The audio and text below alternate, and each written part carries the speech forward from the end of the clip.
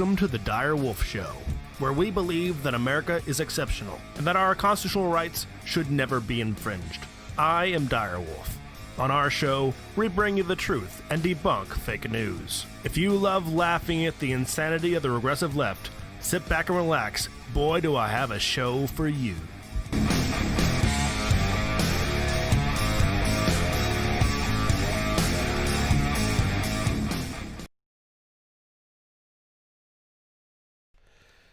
All right, Wolfpack. Well, we'll hear from Direwolf in a second here, but I just wanted to let you guys know that tonight's a special show. Tonight we are broadcasting live from the office of the president-elect, and that president-elect is none other than Direwolf himself, and I am his vice president-elect because, as we all know, the media declares they have the power to declare the president and vice president elect, and us being in the media have declared ourselves to be the president elect and vice president elect, and we are now speaking to you live from the office of the president elect, and we have just as much legal claim to be broadcasting from the office of the president elect as any other would-be president elects.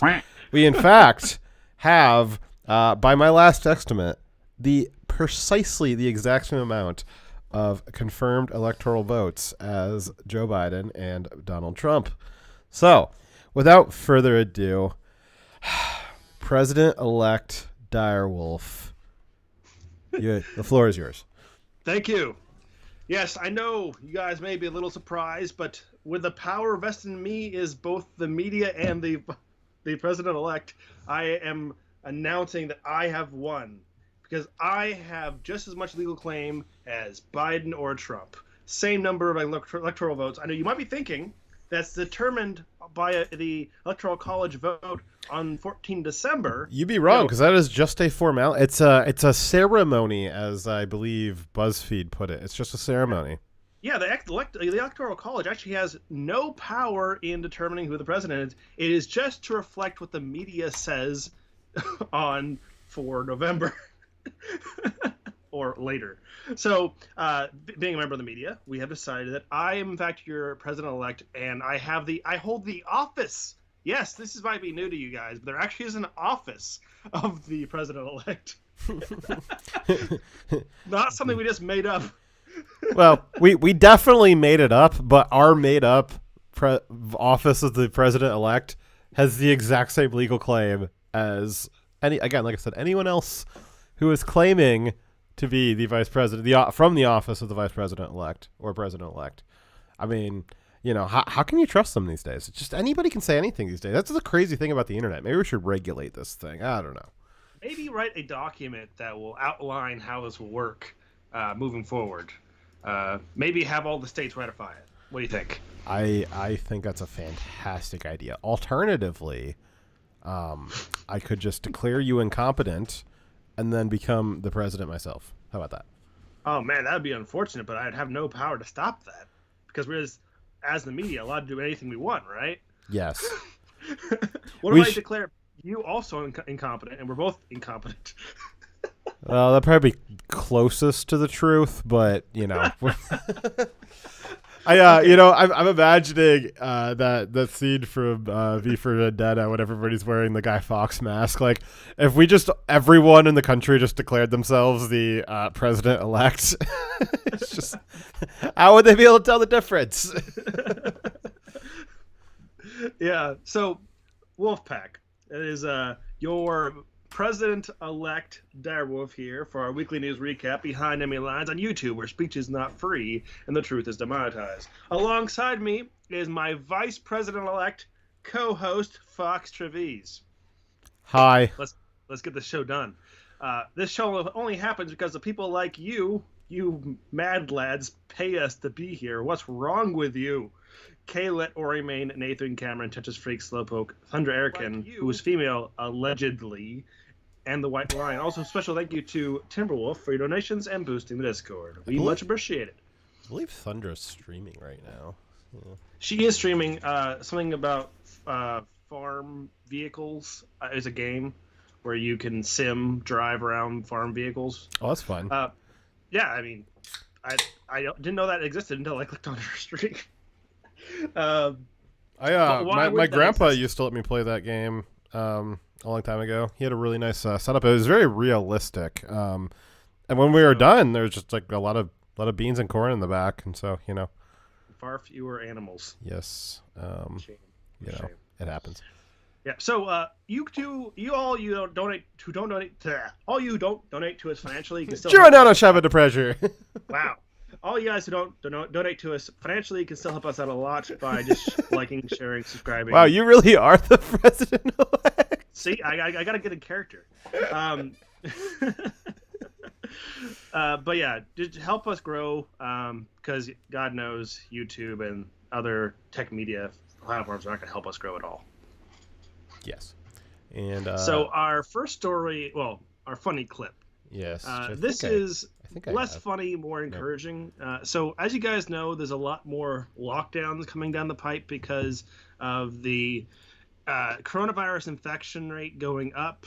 Not necessarily the death rate, and there's a lot of information that might make us think that a lot of the increase in infection rate is not actually due to people actually having the coronavirus, but because the testing is very, very unreliable.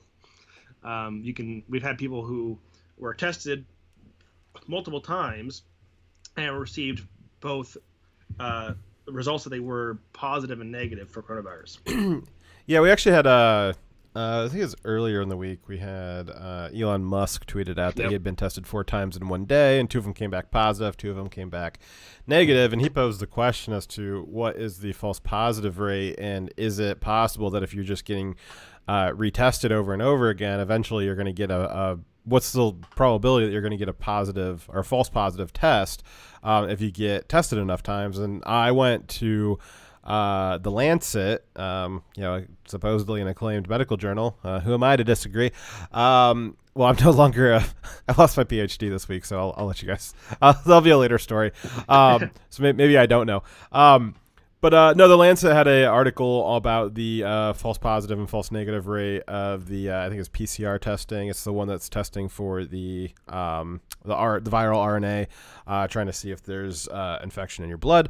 A lot of people have problems with that test because supposedly, I don't have this confirmed, but supposedly it detects any kind of COVID, not just it can detect any kind of coronavirus, not just the COVID one. The common cold. Yes, there's a lot of coronaviruses out there. The common cold is one of the main ones. So I don't know about that one confirmed or not, but what The Lancet actually had confirmed is that the PCR test they're running in England, which is the same one that they're running here, basically, there's a limited number of ways to do that, had a false positive rate. So that means that it is saying that you have it when you really don't. And so that false positive rate is anywhere between 0.8% and 4%, which is that's pretty high if it was 4%. So on the low end, if it is 0.08 or if it is 0.8%, if you get tested 30 times, there's like I can't remember what the exact numbers were, but I ran the math on it. It was something like a 20% chance of, if you did 30 tests, one of them was going to come back one of them was going to come back positive when it really wasn't. Now, is anybody out there getting 30 tests? Well, I mean, people in like nursing homes Trump and is. high, I guess like higher class people than me are. People in sensitive positions are. People in hospitals definitely are.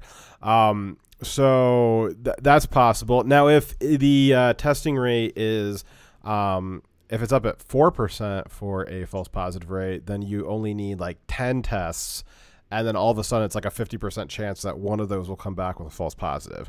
So Trump's actually not totally wrong when he says that more testing is leading to more people being infected. He does it now. He's more reports of infection, not actual. He's infection. Technically correct, but like I don't think he knows why he's correct. So we'll chalk that up as that's a loss. If you look at Elon Musk, though, the chance that he would have 50% out of 4 as being positive if it were false positives would mean that it's actually a much higher, just using that data point, it would seem like a lot higher chance, much less likely to be 4%, right? It is possible with 4% for you to have 2 out of 4 be false positives.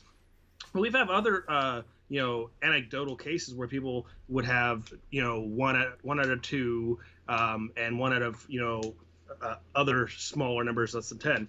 That would make it seem that 4% might even not be high enough for false positive rate. Well, and so you also have a bias for looking for positives. So, for instance, I have 2 close friends who they were going to planning a family trip for Thanksgiving, and his mom is not well, so they got tested before they went to visit his parents, and he came back positive, and she came back negative, and so, because she lives with him as his wife, so they're like, well, you probably have it, so we're going to send your negative test off to get retested with a more detailed test. But they did not send his positive test to get a more detailed test to see if it was a false positive. So there's this bias where they will retest you if you're negative, but they won't retest you if you're positive. Right. So basically, though it's not likely very accurate, or to some degree is not accurate, there has been a high increase in infection status, so people being reported as being infected, but the death rate has been going down. Right now we got 11.91 million people in the US infected from the beginning till now, so not currently infected, this is all infections, and 254,413 deaths. So 254,413 deaths. That's a death rate in total of 2.1%, and that's including all demographics.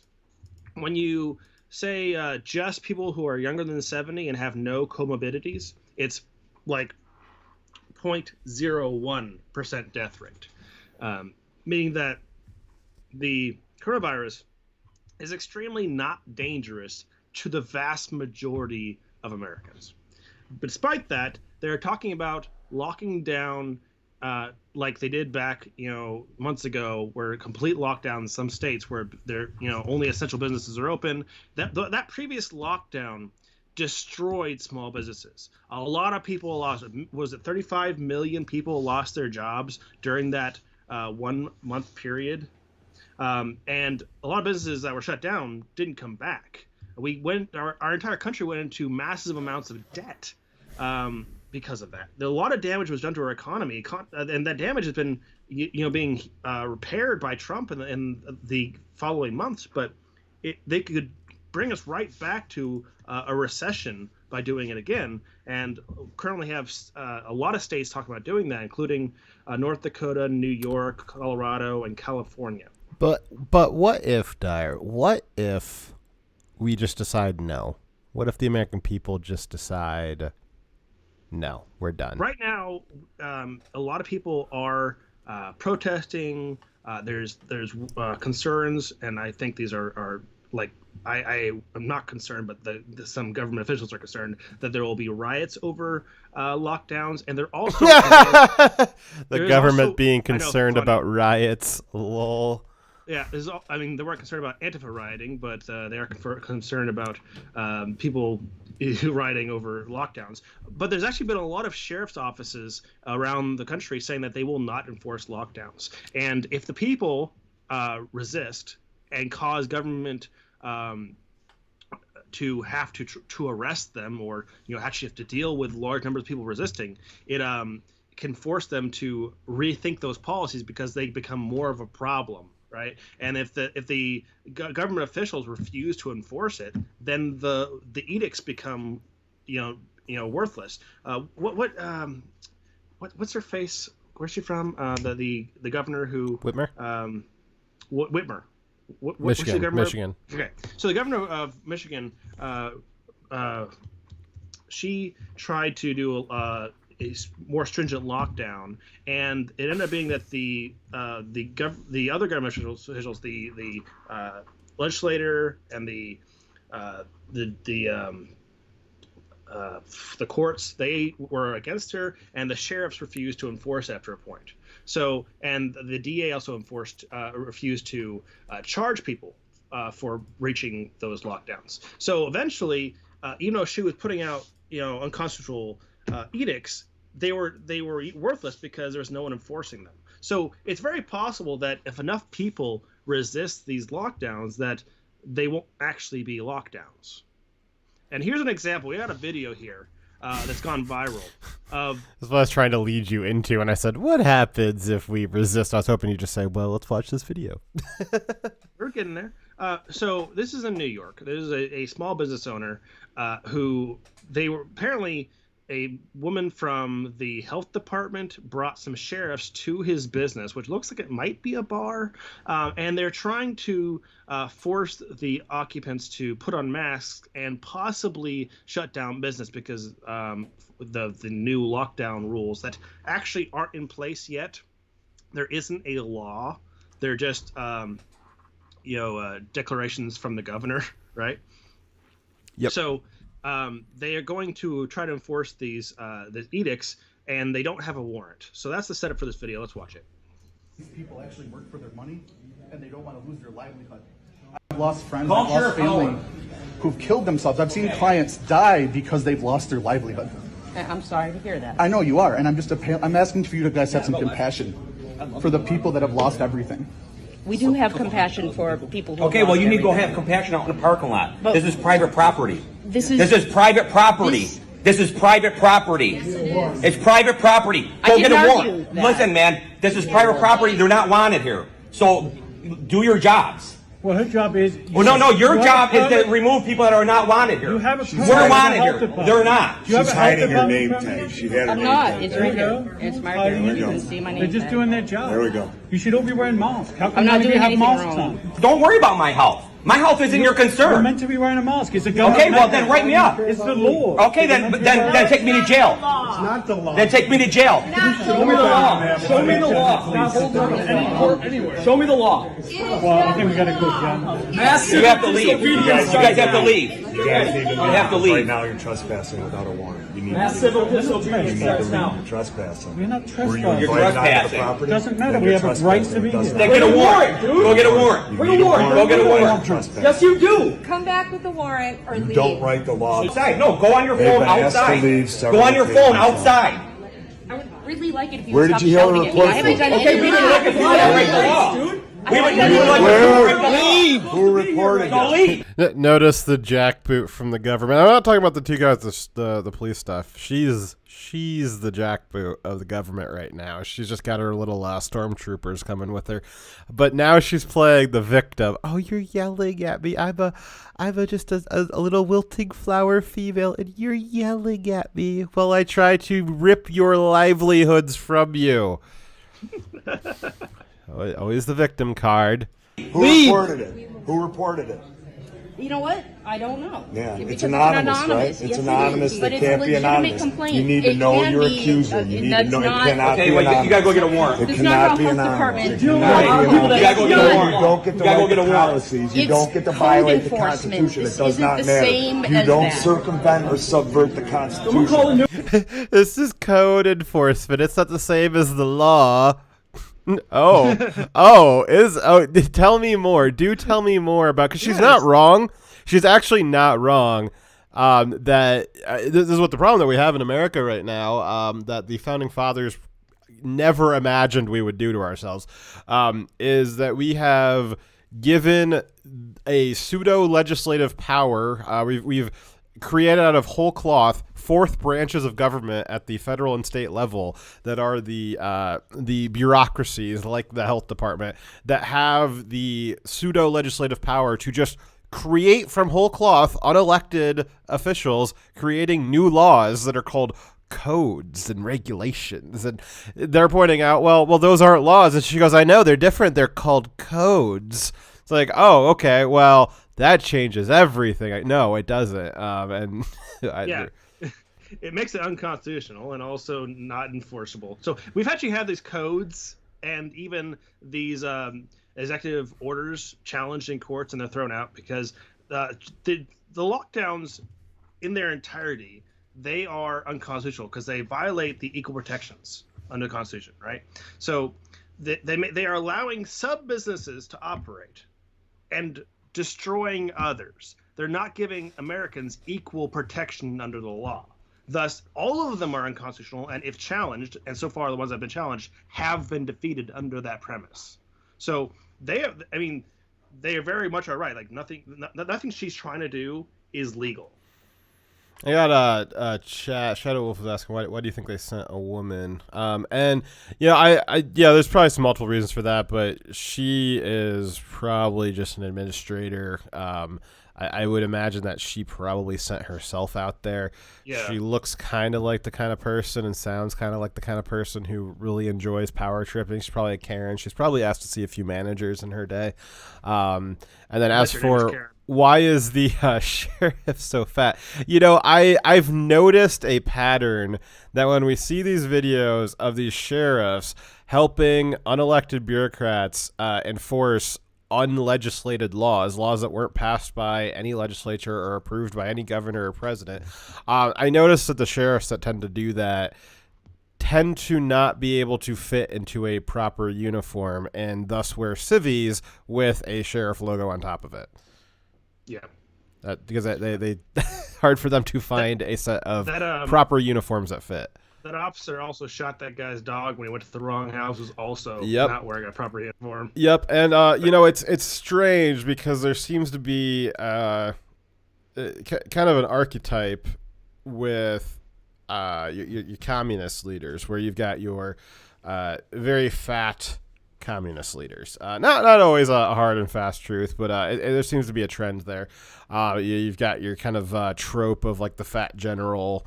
Running around doing that. Well, not running around, but being in charge. You look at people like Kim Jong. That whole lineage has been very fat. Mao was comedically fat. You've had this throughout history. I'm sure there's some more out there, but it seems to be this. I don't know if I want to go too deep into it, but there does seem to be kind of an archetype there where it's the types of personality traits that would lead you to be in a position of power like that, and also be that fat, and then also be willing to just lord your power over the peasants with or without any authorization to do so. They all seem to be associated with similar personality traits.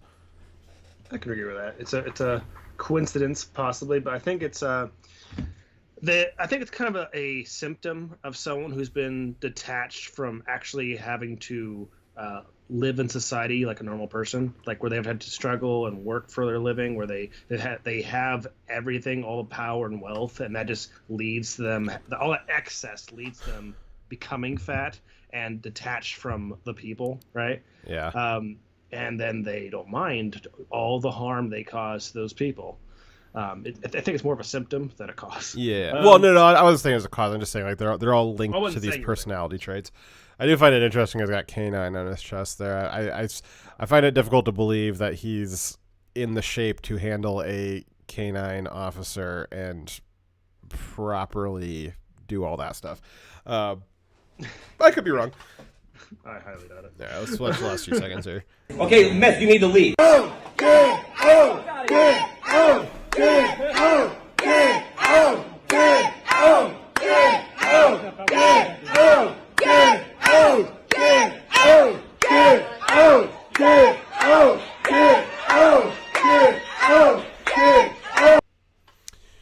So that was good. We need to see a little bit more of that. So there's been a lot of discussion about how America's reacted to the last this whole year, and there was a lot of surprise from I think from a lot of people how passive Americans were. I think maybe we got a little our myth about ourselves, about Americanism. I think that the reality has decayed a lot quicker than the myth has. We see the passivity of, for instance, the Germans under Nazi regime. They're very passive, and their passiveness allowed that problem to grow and grow and grow until it took over the whole country. There's similar passive natures of populations that have allowed small groups of revolutionaries to take over and dominate their country. We've seen that over and over again, but there is kind of this idea that, well, American exceptionalism and, ruggedness and all this stuff and individualism, like we wouldn't do that. That wouldn't happen here. And I would also like to think that was true, but it appears that it did happen here. There's a lot of people that would let it happen, and I think part of the problem is that they intentionally have been attacking culturally the kinds of attributes and concepts that would lead someone to be a rugged individualist. In fact, feminism, and as it's very much been supported by the left, has actively attacked the idea of being a rugged individualist. Well, they call it toxic masculinity. We've had Yes. 15 years now of absolutely as hard as possible trying to shame the male traits, the masculine traits that would not be passive to an authoritarian regime. And the last 30, 40 years before that, I don't think it's that conspiratorial, but just the way that diet and technology has changed what a person has to do day-to-day life to survive. It's been pretty cushy the last 2 generations, and that's not helped breed masculinity either. So there's been a lot of there's been a lot of issues with trying to weed those traits out of America for the last 2 or 3 generations, and I would say it's been rather successful, scarily, but this is what we see. They control the information that and also education systems. So I think they have been trying to program Americans into being more passive. In the words of Fauci, just do what you're told, because it's very much what communists want. It's very much what the left wants. The elites and the Democrats want, and some of the elites and the Republicans as well. Is they just want a passive, a populace that will do what they're. They have been attacking our culture and trying to make us not the rugged individualists that we used to be. And it's, they attack it as being toxic masculinity, but being an individualist is not a only male trait, right?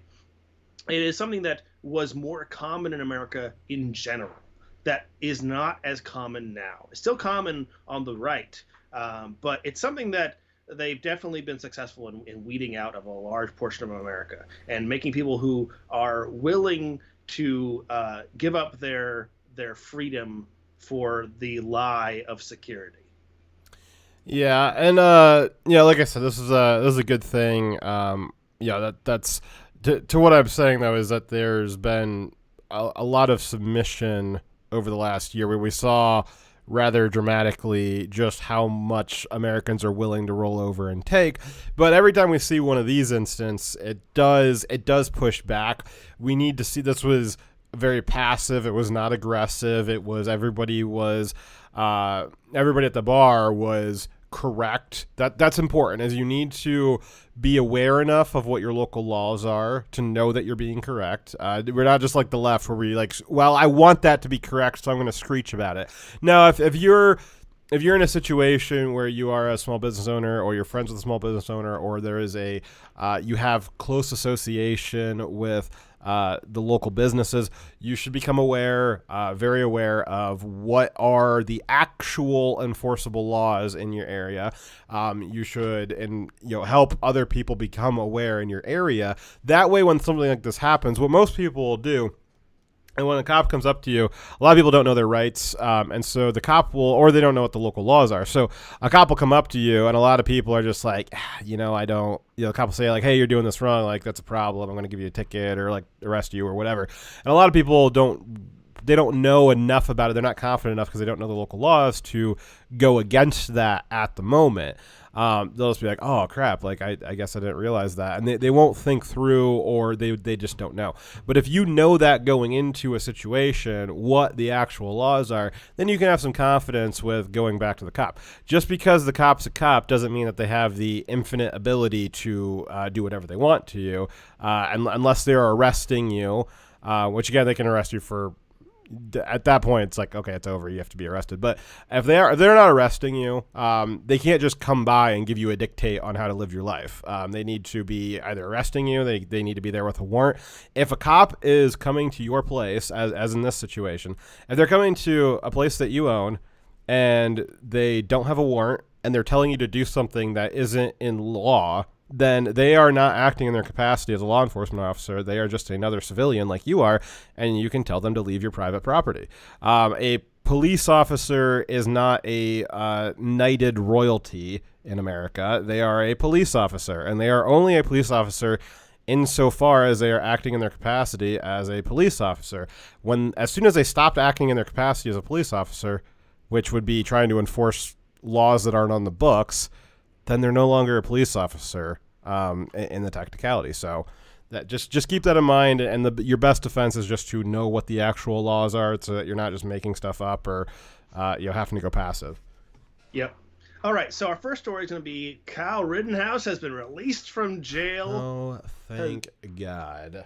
About freaking time. Every day, every minute that he was locked up for defending his life and curing a few pedophiles and wife beaters was an injustice.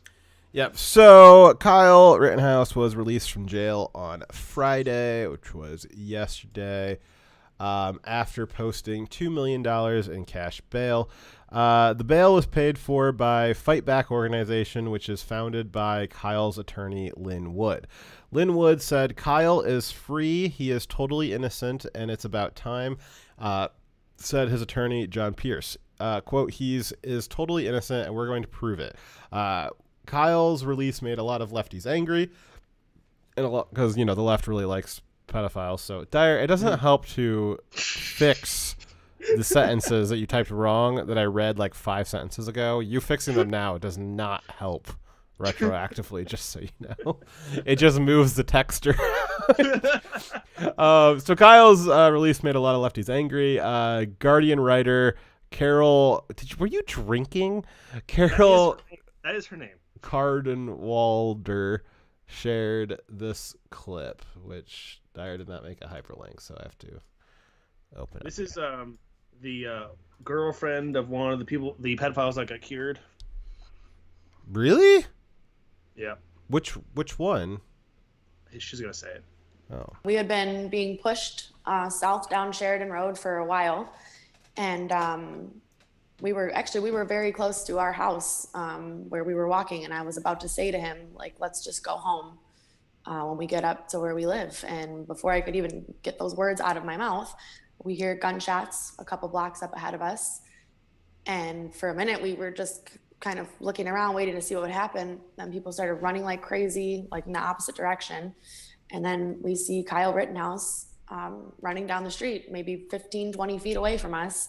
And everybody is shouting that he had just shot somebody, he killed somebody. They were yelling for someone to grab him. And Anthony was just that type of person. He was not going to let an armed active shooter hurt anybody else. And he ran off after him and tried to take this kid down. This kid who was running around waving a semi-automatic assault rifle. And he had nothing on him. We weren't armed. We were not armed. We had our skateboards with us. And he still ran and tried to take hthat down and ended up getting murdered in the process. Okay, bullshit. I believe so that was Skateboard Guy. I believe that Skateboard Guy had a lot of beating women on his record, like pretty severely, serially, like beating hard, not just slapping around a little bit, but like real hard violence against women, multiple counts. Am I misremembering that? I think you're right. Because I do remember that of the three, Rosenbaum hadn't committed a lot of crimes recently because he had recently gotten out of jail after a 12-year stint after he had raped like five-year-olds brutally, which I can't believe that you only get 12 years for that. Jesus fucking Christ. Also not the death penalty. Jesus, what the hell is Wisconsin doing? Yeah.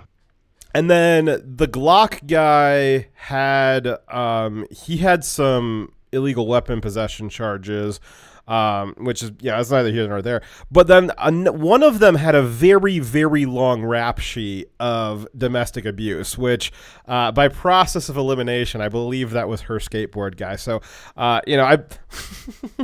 bet you she waited this long to make that video because it took that long for the bruises to heal. How much you want to bet? Like we'd have no way of knowing. But how much you want to bet she immediately found some other Antifa scum to come beat her around a little bit? I'm sure she's used to it and couldn't deal with the change in lifestyle, so she'd have to keep that maintained.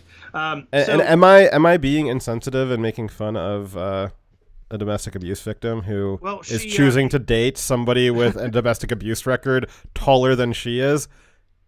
Yes. Well, she is a member of Antifa, so she's not really human. She was asking for it. She was coming right at him every time. He has a credible threat on his life. Well, I mean, he was going after Kyle Rittenhouse because he was a credible threat, right? It's funny that she says, "Well, we weren't armed; we only had skateboards." What's funny about that is that he literally could not have had a gun on him legally because the background check would have revealed his rap sheet is longer than applying for a federal background check for a gun. They would have run out of printer ink when that came back and been like, you can't even be in here. Let me break this down for the Guardian writer and Miss I like to be beaten around by guys. Even if you were told that he was an active shooter, it doesn't change the fact that the reality was that he wasn't, that he was running away from people attacking him, and that you joined a group of people who were trying to beat him up and attack him. And it doesn't matter what you thought. The reality was you were joining a violent mob attacking an innocent person, and they shot you in self-defense because the only perspective that mattered is this perspective of the person being attacked, who had not committed a crime, who had murdered no one, and them defending themselves from a violent attacker is not murder. Yeah, so there was, after this had happened, two YouTubers, one by the name of Destiny and the other one by the name of Vaush, were having a discussion about whether it was right or wrong for Kyle to have had subsequent self-defense shootings. And after that conversation aired, then Sargon watched it and commented on it, and then now I am commenting on Sargon's commentary on this original discussion. So the way just to highlight the meta, so the way Sargon described it was that basically what you just said, Dyer. It's from Kyle's perspective, and then from the objective perspective of reality and all of the video footage that we have after the fact. These were all good self-defense shoots, each one after another. And whether or not at the time the crowd thought it was good or not, it doesn't change the fact that it was a good self-defense shoot. And so if you have the crowd coming after you again, then yes, you're within your rights to have more subsequent self-defense shootings. It's not your fault that the crowd doesn't understand what's going on. That's the crowd's problem. It doesn't change who's morally correct, and it doesn't change who's legally correct. And what Vaush was having issues with, he goes, well, that doesn't, that kind of logic doesn't scale very well. Like, where does that leave you? Just with a pile of bodies around you? And Sargon responded to that very simply by saying, yes, it is moral to defend yourself if you are in a good self-defense shooting situation. Not that you're going crazy and going on a mass shooting. That's not self-defense. If you are in a good self-defense shooting situation and the crowd keeps coming after you like a horde of zombies, then yes, as Sargon describes it, it should be like the Doom guy. If they keep coming, reload. If it requires that you have a stack of bodies all around you, that is perfectly moral as long as it is all good self-defense shootings. The crowd doesn't just get the right to lynch you because they misunderstood the situation. No amount of people makes the crime okay, of murder okay. It doesn't matter. Like if 100 people get together and say, we're all going to attack this guy, it doesn't make it wrong for Kyle to defend himself against all 100 of them, because all of them are engaging in the crime. Yes, And he because has an equal right to defend himself against each one of them. Because under the logic of Vaush and most of the left in this, if the crowd decides that you aren't allowed to have self-defense and they just want to go do whatever to you, presumably kill you, that's what a lot of them wanted to do. That's what Glock guy said. He wanted to kill Kyle. He was trying to kill Kyle when Kyle disarmed him. But under that logic, then lynching is perfectly fine. Under that logic, a big giant gang of white people can go find a black person and string them up because that's what the group wanted. It doesn't matter that the black guy had a right to self-defense or just to exist. No, the crowd wanted, just blind revenge for something that they perceived to have happened. It's the tyranny of the mob. Yeah, so no, we don't allow lynching in that style, and we don't allow lynching of 17-year-olds defending themselves against pedophiles. No, so it is. I fully agreement with Sargon on that. Obviously, Dyer is too. Let the bodies hit the floor. If they want to keep coming after you, reload. That is that guy, that girl's abusive ex-boyfriend. Kyle probably saved her too. I bet you secretly deep down she's like, man, I needed a break from this nightly beatings. Look at this honestly in context. They are not just people who are walking around with skateboards. They are part of a group that were destroying businesses, trying to burn down a gas station, for which they are mad at Kyle for stopping them doing by using a fire extinguisher to put out the fire of the dumpster they're trying to push into the gas station pumps. They are part of a violent group who have been attacking people and causing serious damage to the community. And their skateboards that they had with them were not because they were out for a midnight ride. They were their weapons for which they were using to attack people. They are not innocent people out for a walk and who saw someone they thought was a active shooter and then became heroes all of a sudden to go out and try to stop an active shooter. Also, an active shooter isn't generally running away from you trying to get away. They had to run him down. He wasn't out shooting people. He was trying to get away from people. And he was saying that he was waving around his assault rifle. Not an assault rifle, you dumb bitch. But he wasn't waving it around. He was running away, pointing to the ground until he had someone who was attacking him, and then he shot in self-defense. No, her entire video is bullshit. But it is the argument being made by a lot of journalists and activists on the left trying to say that he is a murderer for defending himself, and I thought it was important for us to debunk that.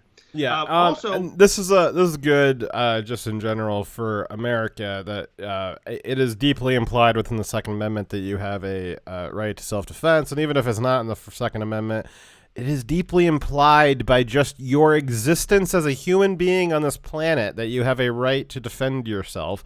That is, it doesn't require a theistic religion to think that. Again, whether I always say this, whether you want it to be God or the universe, the state created by humans doesn't have the right to override your right to self-preservation. There's a lot of rights that are inherent to you just existing as an entity on this planet that far predate any government that exists right now. So they don't have the right to tell you that you can't do that. This was a very concerning situation where we had we've said this multiple times. This is by far, I could not imagine anything else. This is by far the most well-documented self-defense shooting ever in history, probably in the world. And for Kyle to have been charged with 6 felonies is such an outrage. And it's still an outrage, but it was far more outrageous that he was sitting in jail for, I mean, we're probably up in like 150 days now. It's been a while. It is just such a travesty that happened. It is that is bordering on authoritarian. Well, it is a sign of coming authoritarianism. So Kyle getting out on bail is great. That's what needed to happen. Now he needs to, and his lawyers are helping him out as best they can. They're doing a pretty damn good job of it, from what I can see.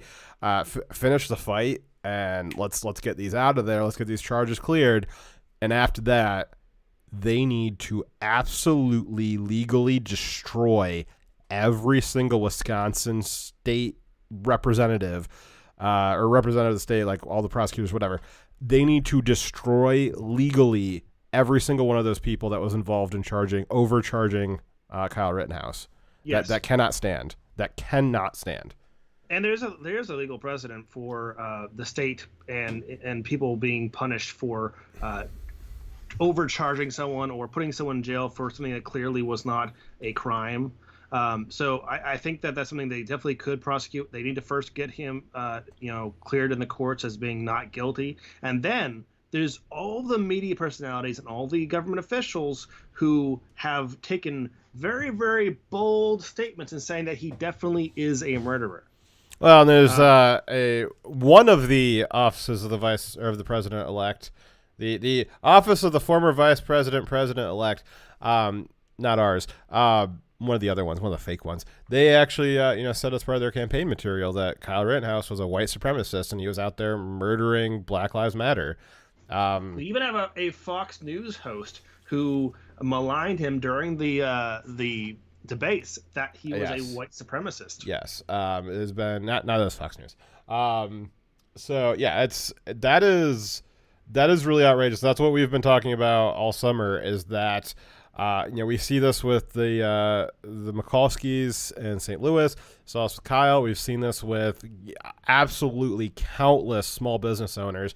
With was it Gardner? You have people who are being attacked by the militant left. These are people out there representing the demands and beliefs of people like Ocasio-Cortez, Maxine Water, Nancy Pelosi, Adam Schiff. You have these people out there in the streets militating for the values of these Democrats in charge. And if you, the common person who's just trying to live your life, if you don't let them try to kill you and burn your stuff down, if you don't let them just do that, then the power of the state will come down on you, and they're going to try and put you in prison for life, and they're going to smear you. You're going to have countless TV personalities and other politicians smearing you as a white supremacist. Yep. All right. So it's going to take some time, but a lot of people should be held accountable for what they've done, and he should get paid for every day he was in jail because they've done irreparable damage to him. Honestly, his life has been uprooted. He's been put through a trauma. It's very much like a rape victim fighting back against their attacker and killing their attacker or harming their attacker, and then that rape victim, who clearly was the victim, being put in jail. That girl that was dating Anthony was probably like, I sat there and took his beatings. Why shouldn't you? Yeah, like in her mind, if somebody's attacking you, you just sit there and take it. Yeah, that's what she does. Yeah, she's. Jesus Christ. Yeah, but so AOC also joined into this, saying, she tweeted out, people who argue that dramatic changes to policing, including budgetary ones, will mean violent people will be let out of jail to roam free, rarely ever acknowledge that's actually the current system we have today for the privileged. Kyle's she was doing that while tweeting a CNN story about Kyle Rittenhouse getting out, trying to say that he's privileged.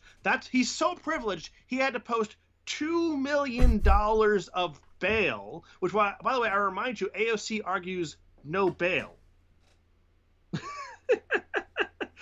So her arguments aren't very consistent. Bail for me, not for thee. Exactly. And then she's saying that people who have actually committed crimes, who are getting like violent crimes, went out and murdered someone or some other heinous crime, beat their wife possibly, pedophiles. She's not concerned about them being released from jail. She's concerned about someone defending their own life getting released from jail. Yeah. So Now I will remind everybody that Kyle is Hispanic, and the 3 people he shot are some of the pastiest white people we've ever seen. Now, I don't care what the race is. The left is the one. Every time I bring that up, it's just because the left makes such a big deal about what the race is. It's interesting to point out that the race never lines up with their narrative, ever. So they're saying that a white supremacist shot a bunch of Black Lives Matter people when the guy was a Hispanic and the people he shot are all white. That really awful white supremacists we got these days. It's just, they don't make them like they used to, like America's the Democrats got used to. really useless white supremacists. They don't do anything to actually further white supremacy. They actually spend a lot of time damaging it. Yeah. It's weird, right? It's almost like the real white supremacists changed their names to Antifa. To Democrats. Yes. Well, they were always Democrats. They've just rebranded the militant arm of it. So it was a branding problem. It's not just Kyle who is having legal troubles over this shootings. So Kyle's friend Dominic Black is currently facing charges for allegedly buying the rifle for Kyle using Kyle's COVID stimulus check. Based. Awesome. And he's charged with 2 counts of intent to sell a dangerous weapon to a person under 18. So that didn't happen. I can tell you now that even what he's accused of having done is of having taken Kyle's money, buying him the gun, and then giving him the gun to use. That's what he's accused of. Now, the original story from Kyle was he was lent the rifle. He did not get sold the rifle. What I think happened here, now what actually happened versus what legally happened would be slightly 2 different things, but what I think was going on here was that Kyle, being too young to exercise his ageless God-given right of the Second Amendment, because remember, the Second Amendment doesn't give you the right for firearms, it protects the existing right. Right. So, and there isn't an age limit on it when it kicks in. But Kyle was attempting to exercise the Second Amendment, which was unreasonably infringed upon by putting an age limit on it. And I think that what he did was he gave his friend some money and said, you know what, like, why don't you keep this in your gun safe? And it'll be mine, but you'll have possession of it, and I'll just come over and borrow it when I need to use it, which is probably really sketchy legally. Morally, I don't see an issue with it, but legally, that'll be pretty questionable. Now, the punishment for doing that will be completely unrelated and nowhere near the punishment of what these first-degree murder charges, or I think it's second-degree murder charges, are trying to pin on Kyle. This won't have any bearing on that. This is separate issues, and this is what a lot of people on the right have been theorizing, is that the end result of this is going to be that all the crazy murder charges will be dropped, and then what they'll be left with is these kind of slap on the wrist, technicality infringements of how they were purchasing the guns. So this selling a weapon to a person who's not 18 does have a maximum punishment that could include jail time, and I think that they're definitely going to lose out on the murder charges and all the severe ones, but they're going to want, because they just want to make a political statement by causing as much harm as possible as punishment for him daring to defend himself. So I think they're going to try to cause as much harm as they can to his friend, the only person who may have committed a crime by the current law there. I think they're going to try to go for max punishment for him to say they did something, right? Now, I would say that this is a good opportunity for them to argue the constitutionality of those laws in the first place, saying that the Constitution doesn't say that 18. And there's suddenly a very friendly court justice that is in charge of the Wisconsin area. Yes. That could be on the rise. Though we do have more of a the future of guns segment later that we'll save that for. Yeah, so we'll get into that more later, but I think that it'd be a very good opportunity for them to challenge that in the Supreme Court. Okay, so let's see. So the judge set bail at a ridiculous $2 million, saying that Rittenhouse was a flight risk, given the seriousness of the charges against him. Well, I mean, yeah, I would actually also think that he could be a flight risk just because he would be fleeing from the authoritarian regime trying to ground him to dust for existing. I just want to point out that because I actually have looked into the some of the requirements for someone coming here to seek asylum. So I think that Kyle actually has a decent argument to get a visa and permanent status in some other countries based off of how he's being treated in our country. Yeah. He could seek asylum in other countries because he's being persecuted here. Yeah, these were nakedly political charges. These charges existed only because of the political situation. Any other situation, they would have never been charged like this. And if you are having second-degree murder charges, 6 of them levied against you just because of your political beliefs, and they don't have any actual backing to those, they're just using it as an excuse to prosecute you for your political beliefs, yeah, you're a flight risk.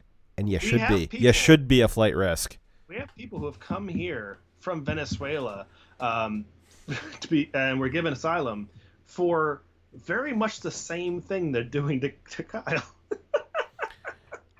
Let's see. So while Kyle awaits his trial, the conditions of his bail are that he is not to possess any weapons, among other items. Thank you. Navy Snipe sent a lemon. He sent a ice cream earlier, and I've been reading chat. I heard that Navy Snipe is the evolved form of CC after he went through boot camp. So, good to see you back here, buddy. Good to see you back. We missed you. Glad to see you're now at least hardened by basic training. Hopefully. Hopefully. Alrighty. So, you ready to get onto? I think I found tonight's theme. Tonight's theme is the timely death of criminals. Yes. That is. Okay, so our next story is. Okay, so death criminals. So in 1994, a man named Orlando Cordelia Hull was that's a name. And then Ninja 60 just followed. Thank you. Cordelia Hull was arrested and convicted for the particularly heinous kidnapping, rape, and torture and murder of a young girl by him and his gang. Until this week, he has been in prison for this crime. But Thursday of this week was the last day of his wretched life on Earth. Mr. Hull was the 8th prisoner to have been given the death penalty under the Trump administration and the 3rd person to be executed since the election on November 3rd. And I believe, correct me if I'm wrong, Dyer, we're talking about federal death crime. Okay. Only federal. Not so state these level. are the ones that they're trying to particularly blame on Trump, though I guess it is his policies have led us to make it possible. So the Constitution, the continuation of capital punishment is a less known policy from the Trump administration. Prior to Trump taking office, there hadn't been a federal execution in 17 years, including the entirety of the Obama and Bush administrations. You may, unless you count that that American guy that was at that coffee shop that we drone striked. Yeah, I did typo there. There actually was some, but not very many at the beginning. Officially sanctioned ones. Yes. So, and then that's not including all the drone strikes. You may have not have known about this policy change because the media has been pretty preoccupied by crazy conspiracies about Russian collusion and meaningless stories about Melania Trump supposedly blaming a fart on someone else when she was No. That was Ivanka. Ivanka Trump. Let's get this right here. Yeah, like not really an important story though. Like they have been focusing on a lot of things that didn't matter. They're Orange Man bad, but they didn't actually talk about a policy that you may or may not agree with that is actually something important.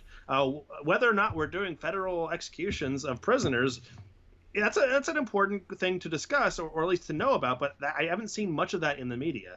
So they didn't have time for real stories about real policies. Now, you may or may not approve of the death penalty, but for the worst types of criminals. I personally do agree with the death penalty because I believe there are some people who have committed crimes that are so heinous, that have been so well proven, that they are not someone that can be returned to society.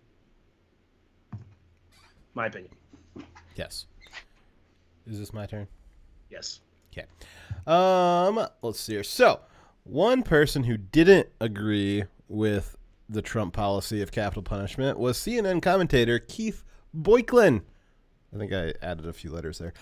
He published an article in the New York Times that argued that Mr. Hall was convicted because of racism. Hall's lawyers argued that the prosecutor had eliminated all of the black people from the jury, meaning that the jury that had convicted Hall was all white.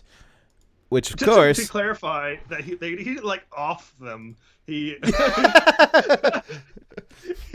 you know how... oh, it's just like... I thought we were talking about, like... I thought we were describing, like, The Purge here. Like, yeah, so... when they're doing jury selection, lawyers from both the prosecution and the defense will question the possible jurors. Yes, I think it's called Voyager, or Jour. Yeah, and can eliminate a certain number of them to make sure that they are not on the jury. And what they're saying is that both that the prosecution had eliminated all the possible members of the jury that were black. Maybe they weren't qualified. The lawyer for this prosecution responded, quote, "They have to find some excuse of why a jury sentenced this man to the death penalty. Quote, we don't need to come up with some sort of racial excuse for a jury to find that somebody who has violated the law and has caused somebody's death." So basically it's saying, like, yeah, they're arguing, hey, you only killed him because he was black. And they're saying, well, no, we're killing him because he raped and tortured a little girl, because that's what the law says that we can do. Let's see here. So basically they have no evidence that the jury was selected on the basis of race or that race played a role in their decision. If I had to guess, the brutal rape, torture, and murder of a little girl probably played a pretty big role in their decision. It is not the prosecution's job to prove that they aren't racist. It is in the defense's job to prove that the jury was biased or influenced to convict Hall. They would need to find a reason that these jurors would have convicted Hall beyond punishing him for his crime. And this is where we get into some issues with the actual legal system and the type of legal system that the left would like to create. Now, in the court of public opinion, the left has been very successful in creating that they can just yell racism and people will immediately like flock to that, and you've lost in the court of public opinion. And they've created this in this court of public opinion idea that just being white and existing is itself a racist act, and they've been getting more and more traction on that. But you see this sort of attempt to try to call to that in an actual court of law, and I'm glad to see that it's not really going to go anywhere, but that is the future that we can expect if the left is allowed to continue, is that this sort of immediate mob prosecution because you're white and you exist in the current world or in society. They're going to try and get that actually legally enshrined is going to be the goal. And you can see them kind of testing the waters here, well, it's not because he raped a little girl. You're just doing this because he's black and you guys are a bunch of white guys. Like, that's what they're trying to do here. And it's going to basically be like affirmative action for, I guess, rapists and pedophiles, is what they're going to end up going for here. But that's what I'm seeing in this, is it's like the attempt to try and feel out if that's going to work or not.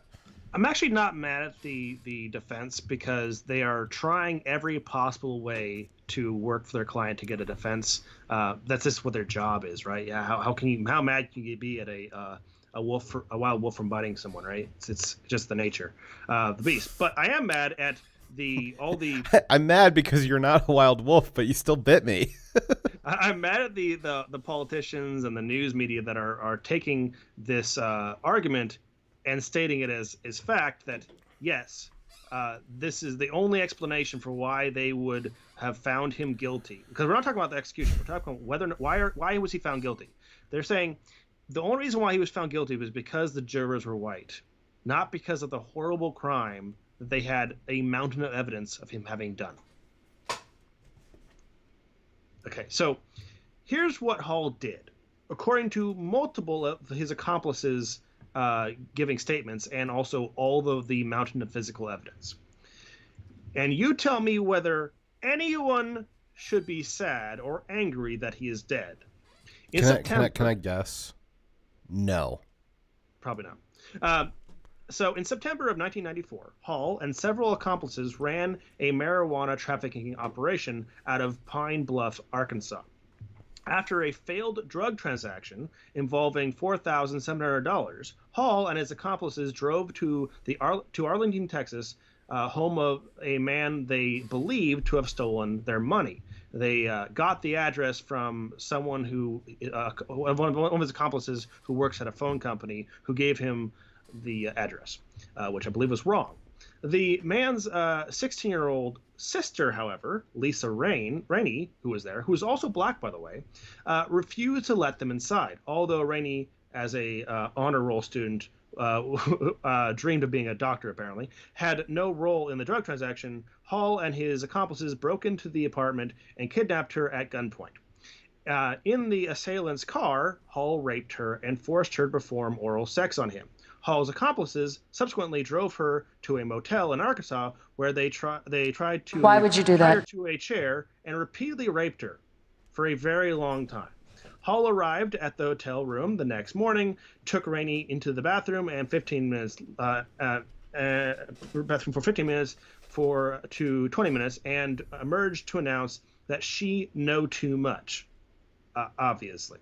That night, Hall and his accomplices took her to a park where Hall and other accomplices had dug a grave that afternoon. They could not find the grave site in the dark, however. The next morning, they returned to the park with Rainey. So they drove her out to put her in the grave in the middle of the night, but they couldn't find the grave they dug. So they did it in the morning.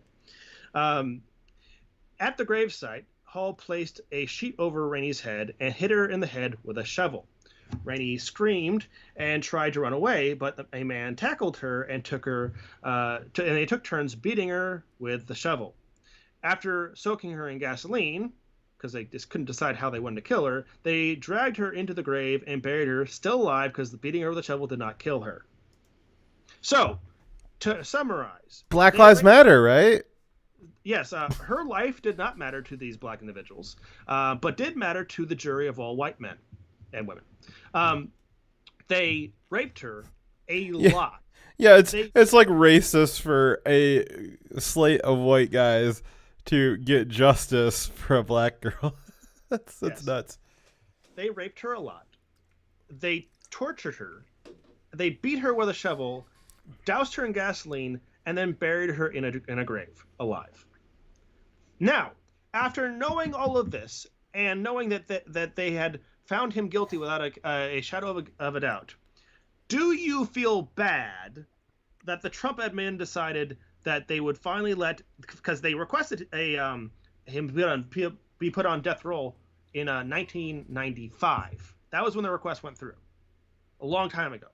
Trump just removed the moratorium on capital punishment. Yeah, and so Trump removed generally the moratorium, but it's not like, correct me if I'm wrong here, but it's not Trump making the final decision that like, no, it's yes, courts. Yeah, exactly. So it's not Trump being like, yeah, kill him, he's black. No, it's just Trump removed the barrier, and then now the system is working as intended, right? Yeah. Okay. Exactly. All right. So it's not that Trump's out there just offing. No. Nine black people. The administration before him had put a artificial barrier from the administrative branch on allowing those punishments. Yep. Okay, so actually, Slowpoke gave us $2. Thank you very much, Slowpoke. He says, imagine defending a man that makes the warden of Super Jail look good. For context, the warden of Super Jail is what you get if you cross Willy Wonka with a jail that uses an equation to figure out how many people get killed in each episode.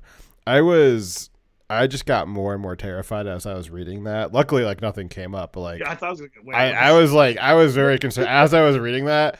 I was becoming more and more apprehensive as to like where this was going. All right, thank you very much, Slowpoke, much appreciated. So, a statement from the family of Mr. Hall's victim, sure about the Mr. there, said that it was, quote, the end of a very long and painful chapter in their lives. The statement also said that the execution of Orlando Hall will never stop the suffering we continue to endure. Quote, please pray for our family as well as his, they added. All right. I want to point out that we have been misgendering him. His pronouns are was, were. Yes, just as Anthony Huber's were. Yes. Was. Also, Garrett Foster and the child raper guy, and yeah. Yeah.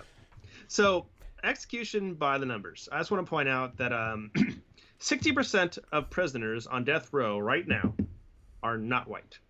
45% of them are black, meaning that 40% are white.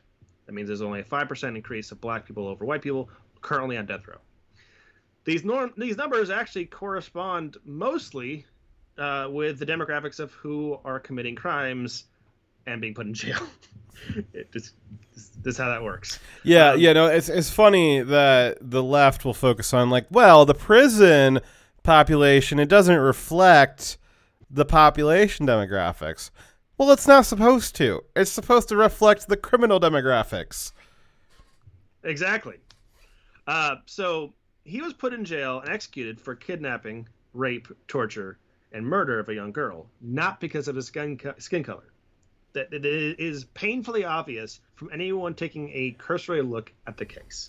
There's no sign of racism. You don't have to prove that his execution or his prosecution wasn't racist. They have to prove that it was. There's a absence of evidence that it was racist. So this is what we're seeing from the left a lot. We've seen it for the last several years. More fringe the further you go back, but certainly this summer this idea really kicked off, and the idea is that similar to what some of the white supremacists think, is that black people are basically, this is what the left thinks, not what I think. The left will say that the black people are basically just animals and that they can't help it, and we shouldn't be punishing them for just doing what they do. That's racist. Huh? Yeah, I know. And so when they see somebody like Jacob Blake raping a black girl and the police come to stop him, well, why are you trying to stop him? It's just in his nature. You just got to let him do it. Like, that's not like it's white supremacy to try and stop him and hold him to the standards of the rest of the civilization.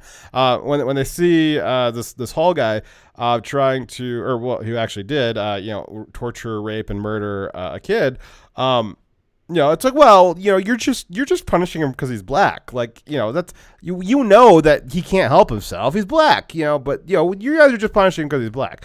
You're not supposed to hold him to that same standard. And so we're seeing this more and more and more, that there is this idea of the noble savage, though they are referring to the modern black person, which is just the most racist thing I can possibly imagine. One of my mom's, lesser friends now, she's been having she's been going super far left this year. My mom's been telling me about some of the stuff that she's been saying, and I was like, no, you need to go back at her and just say, like, you're a white supremacist, because some of the things that her friend is saying is that black people just can't help it, and like she's actually using those words, that they can't help it, and that we shouldn't be holding them to that high of a standard, that's racism. And this is bleeding into normie culture now. Normie lefties are starting to think this way, and it is nuts. Okay, if you think that it is in their nature to not be able to manage time, that they can't follow the law, that they can't do all these things, that they're just too dumb or too lacking in ability to do these things, like the liberals, these bleeding heart liberals are saying that they just can't help because they're lesser, right? Then you have the same exact belief system as the literal white nationalists and Nazis. And where does this thought process end? Do you exclude them from jobs because they're not smart enough? Do you where does this end? Well, yeah, exactly. It doesn't, and you get into some pretty weird places when you start running down that rabbit trail. And to be, I guess to be fair, we were there at one point in our history, and we've since moved on long. Certainly throughout my entire lifetime. Yeah, there's some remnants of that. We're working our way through it. I think we were. You also used to use simple tools like rocks and sticks. We've evolved. Well, yeah, and we were in the best place possible in 2007, and then for racial relations and healing and all of this stuff, and the economy was just absolutely smoking, just absolutely on fire, in a good way. And race relations were at the best place ever. We were right on the cusp of this giant technology boom with smartphones and the internet and social media. And then Obama got elected. Just absolutely lit on fire race relations and set us up to go into into the modern era now, the modern internet era with social media and smartphones being ubiquitous, which again that's not been that long of a time. And through the Obama administration and through the influence that the left had on big tech, race relationships are worse than they've ever been. I mean, you're talking about rolling back to really deep into the 1900s is how bad they are. And it is because, and we're starting to get back into these ideas again, where there is this cultural, or is this popular idea and culture now that black people they're just not able to meet the threshold of regular society, of white culture. We have black academics saying that. We have white academics saying that. You've got the Smithsonian putting out infographics explaining how black people are inferior to white people because they can't read their watch. You've got some of the supposedly top institutions in America teaching that black people don't have a sense of time, that they don't understand schedules. Time wizards, apparently. Yeah, so they're time wizards. You have these extraordinarily racist ideas jumping back into the mainstream, and it is happening on the left, and this is what we're starting to see with it. Is we're starting to see that, if the black guy rapes somebody, if the dog bites somebody, it's not their fault. It's just in their nature, and this is the idea that the left wants to push. And no, we're not doing that. I'm glad that, because this guy he was successfully executed, right? Yes. Okay, so I'm glad that the actual legal system said no, we're not playing that game. We're not doing that. Now, if we keep going the way we're going, that's not always going to be the case. But for right now, I guess the legal system is holding the line. The cultural battle remains cultural. They're trying their best to make it a legal thing, though. And if any of this stuff gets enshrined in actual policy, we saw on the ballot a few weeks ago, California was trying to remove civil rights from their state constitution, so that they could do some more specific discrimination between the races. That failed, thankfully. They're trying really hard to get this culture war into the legal war, and it's. No, but that's gotta be stopped.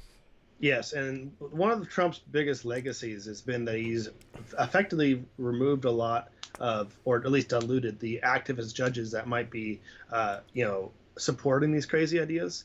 And then at the Supreme Court, where it matters most, we now don't, have we definitely have a conservative majority that will not support those ideas. Now, I want to point out that the NJ Today newspaper published an article on Hall's execution saying it is Trump dishing out blood to Christian conservatives.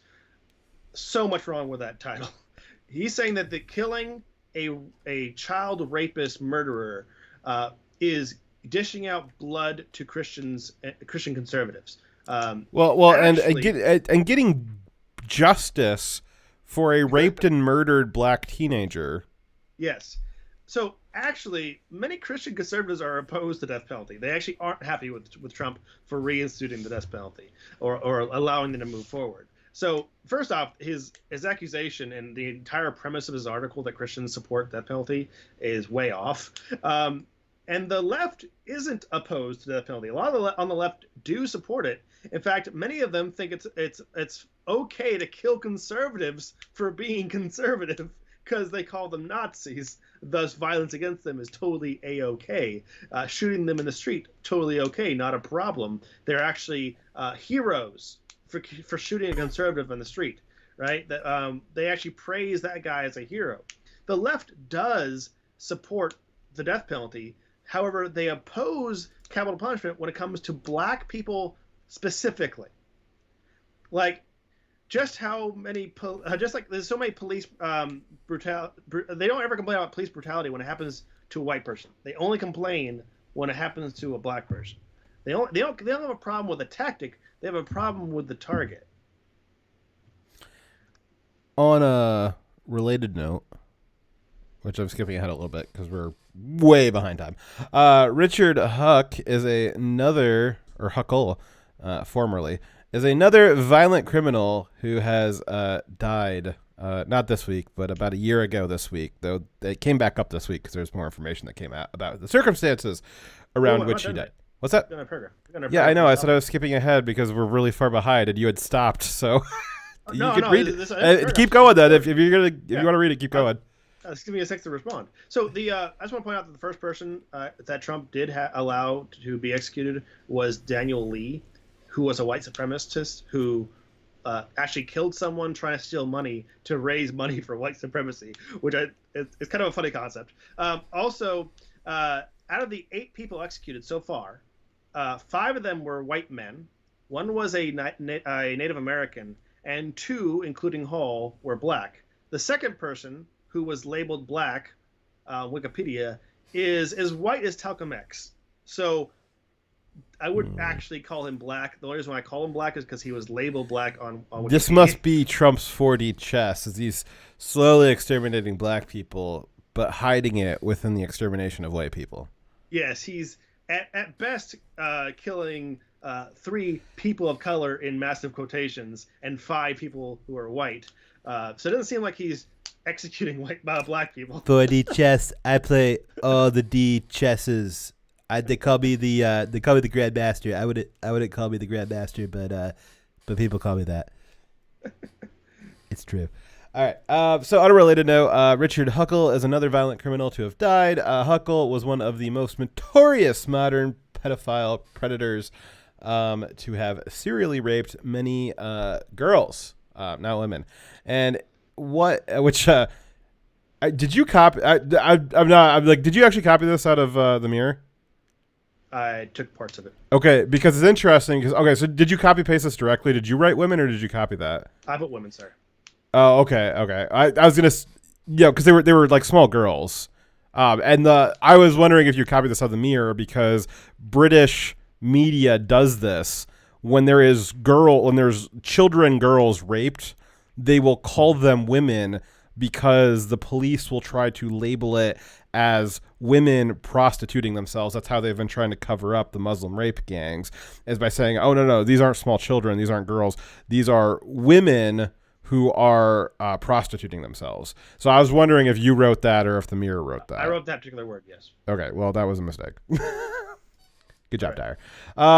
In what many people would call cosmic justice, last year, Richard Huckle was strangled to death by a fellow prisoner. Though that is not where the story ends. Oh no, it keeps going. Yeah, we wouldn't exactly call it justice, but we might call it justice. Some people would call it justice. We might be those some people. Yeah, we just agree and wrote it down in the script and then are reading it to our audience. So definitely agree with it. Yes.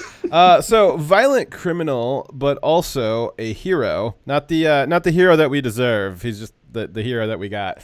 Paul Fitzgerald, who was 30, strangled Richard Huckle with an electrical cable and forcefully inserted a pen through his nose into Richard Huckle's brain. and Is there then a way to do raped that him. not forcibly? Huh? Is there a way to do that not forcibly? Yeah, it's essentially a lobotomy, and so in theory, Huckle wouldn't have died right away from that. Then Fitzgerald proceeded to rape Huckle with I believe, some kind of kitchen implement for a quote prolonged time. When the police arrived, Fitzgerald whispered into the ear of Huckle's freshly strangled and raped corpse. Later, Jesus Christ. Later in court, the prosecution argued that the attack was meant to humiliate and degrade Huckle. Fitzgerald said in court that he was sad Aw. that he had been interrupted by the prison officers because he had hoped to cook and eat Huckle. He also said that if he managed to do that, he would have gone on to kill and eat other inmates, but that he was having too much fun. That's why he didn't have a chance to do that. He was just having too much fun with Huckle. Despite being caught in the act, he denies the murder. Yeah. After saying he wanted to cook and eat him. No. Our previous story was somebody who had raped and murdered one 16-year-old. Not that the age matters on that one. It's still a minor. This Richard Huckle guy, when they said he was like the most notorious modern pedophile, and possibly the most like notorious one in like history, he had like 160 confirmed, like ones that were actually confirmed rapes of like very young girls. So like this guy was that is like an assembly line he's got up there. So you know. Is Fitzgerald the hero we deserve? No, but he's the hero that we need. So I guess good on him. He's not the hero we asked for. He's the hero we deserve. Yeah, it's do the Lord's work there, Fitzgerald. Jeez Louise, what a creep.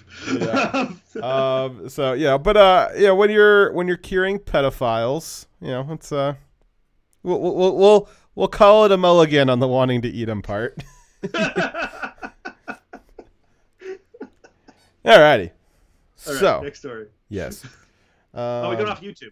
Yes, we are. So if you're on YouTube, though there is far fewer people on YouTube this week than there has been in previous weeks. So like 2 weeks ago, YouTube they did something with their algorithm and it uncensored us, and we had 18 people on YouTube for 2 weeks, which was a massive boost. Why would you do that? Massive boost for what we normally have watching on YouTube. And then I heard today that the YouTube algorithm got fixed, meaning that it was re-shadow banning conservatives. And then tonight I noticed that there's far fewer people on YouTube. So I guess good job, YouTube tech support. You fixed it, jerks. Let's see here. Slowpoke gave us $2. Thank you. He says, "Oh hey, it's that Russian guy I talked about on stream with you guys a year ago. Remember?" Vaguely. Possibly. I believe you. Yeah, so they the reason why the story came back up this week is that happened a while ago, but they it happened about a year ago, but they it came back up because the case for Fitzgerald had finally gone through the court system, I guess. Yeah. So if you're watching us on YouTube, please follow the link below to join us on DLive. If you have a YouTube account, you can easily transfer to have a DLive account. So please do so, because I'm going to be turning off YouTube. Sorry, guys. Gonna miss you. Come over here. The party is over here on DLive. Bye-bye.